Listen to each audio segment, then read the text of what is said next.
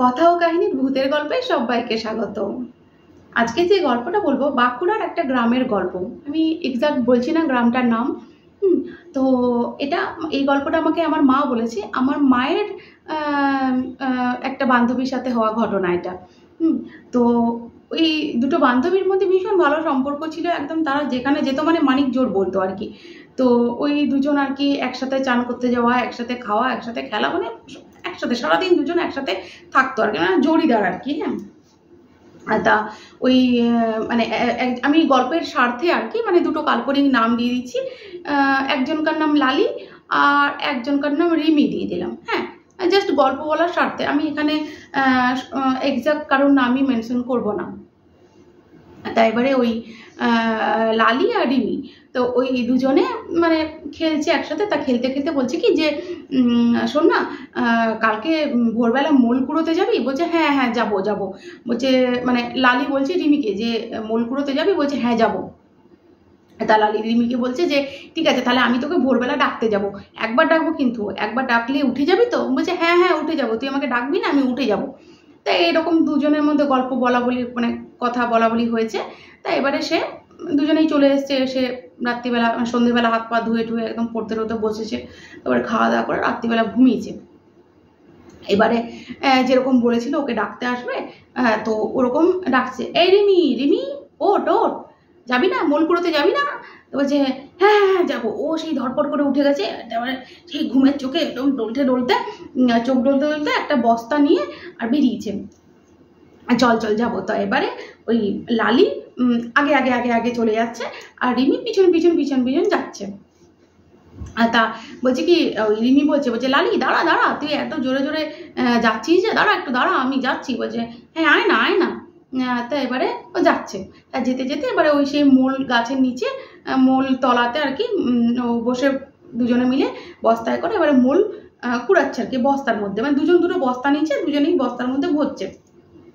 আর তা এবারে ওই যে রিমি রিমি দেখছে যে এত বস্তার মধ্যে এত মোল কুড়োচ্ছে কিন্তু বস্তাটা না মানে ওর বস্তাটা যেন ভরছেই না। হ্যাঁ, তা বলছে যে এত মোল কুড়োচ্ছি বস্তাটা ভরছে না কেন? হ্যাঁ, তখন বলছে কি এই লালি লালি তুই কি আমার বস্তার থেকে মোলগুলো নিয়ে নিচ্ছিস নাকি? এরকম করলে তোর সাথে আমি খেলবো না আর আমি কোনোদিন আসবেও না। হ্যাঁ, তা দেখ তো ওই মেয়েটা না কোনো কথা বলছে না, লালি কোনো কথা বলছে না, খালি ও মোল কুড়িয়ে যাচ্ছে। তা রিমি তো রেগে যাচ্ছে, এই তুই কি বুঝতে পারছিস না নাকি আমি তোকে বলছি আমার মোলগুলো তুই নিয়ে নিচ্ছিস?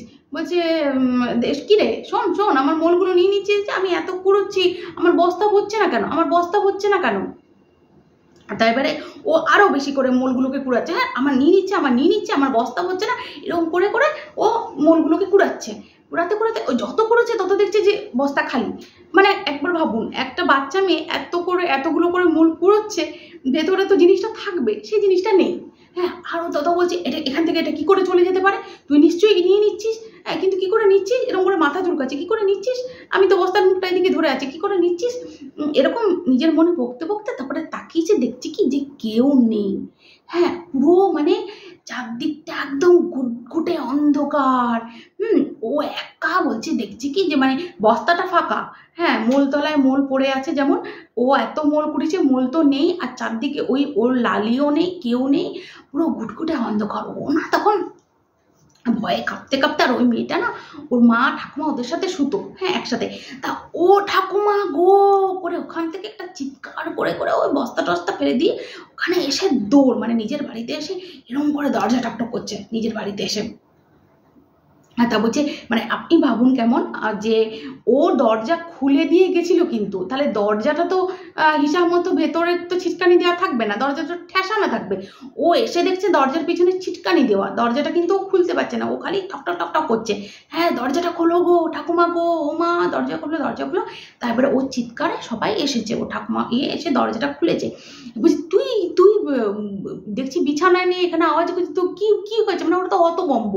তা বলছে যে আমাকে আগে ঘরের ভিতরে আসতে দাও, তাড়াতাড়ি ঢুকে হাঁপাচ্ছে, প্রচুর হাঁপাচ্ছে। তো ওর দরজাটা বন্ধ করে ওর মা ঠাকুমা ওকে মাথায় হাত বুলিয়ে জল খাচ্ছে, যে কী হয়েছে বল কী হয়েছে। বলছে আমাকে জানো লালি আমাকে কালকে রাতে বলেছিল কি যে এই মূল কুড়োতে যাবো একসাথে, আমি তোকে ডাকবো, হ্যাঁ। তা আমি বললাম ঠিক আছে ডাকবি। বলছে একবার ডাকলেই চলে আসবি কিন্তু। বলছে হ্যাঁ। তা ও যেরকম আমাকে না এসে ভোরবেলা আমাকে ডেকেছে, আমিও চলে গেছি। তা জানো আমি মূল কুড়োচ্ছি আমার ব্যাগটা তবুও খালি হয়ে যাচ্ছে, আমি এত ভরছি তবু ব্যাগটা খালি হয়ে যাচ্ছে। তা তারপরে আমি রেগে গিয়ে লালিকে বলছিলাম এই তুই আমার মূলগুলো নিয়ে নিচ্ছিস কেন নিচে। তা আমি বলতে বলতে যখন তাকিয়েছি দেখছি কেউ নেই ওখানটায় জানো। বলছে এই এটা ভোরবেলা কোথায়, দেখ কটা বাজে, রাত 2টো বাজে। আর তখন অবাক হয়ে গেছে, মানে আরো ভয় পেয়ে গেছে। হ্যাঁ রাত 2টো বাজে। আমি ভাবলাম যে ভোরবেলা, মানে ও ওই ঘুমের ঘরে ওকে ডেকেছে তো ও উঠে গেছে, ও আর ঘড়ি দেখেনি।